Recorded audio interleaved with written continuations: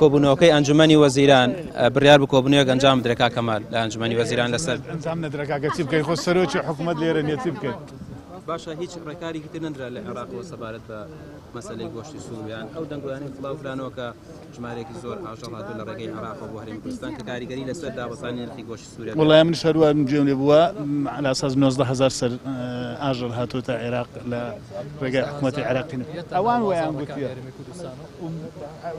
لە خۆ تجارەتە ئاژەڵ لێرە دەڕواتە ئەو لای و لەوێ دێتە ئێرە و حتمەن تەفسیری کاک کەمال یەک بابەتی تر هەبوو لەسەر مەسەلەی گومرگ لەسەر نرخی ئاژەڵ ئەو ئاژەڵانی کە دێنە هەرێمی کوردستانەوە گومرگێکیان لەسەرە وەکو حکوومەتی هەرێم یعنی کار نەکراوە بۆ کەمکردنەوەی ئەو گومرگەیە لا بەدنەوە گومرگ خەریکی ئەوەینەوە نووسراویشمان کردووە بۆ ئەنجومەنی وەزیران کە ئەو ڕێکارانەی دەبێتە هۆکاری دابەزاندنی نرخی گۆشت لە بازاڕەکانی هەرێمی کوردستان بیگرینە بەر لەوانە هێنانی زیاتری ئاژەڵ و ئەو ڕسوماتی ئەگەر لەسەری بێ ئەو شتانەمان کرد داوامان کردو داواتان کردو بکرێ بە چەند چۆن هەر داوامان کردووە کە چی کار ئاسانی دەکرێتن بۆ ئەوەی بتوانین نرخی گۆشت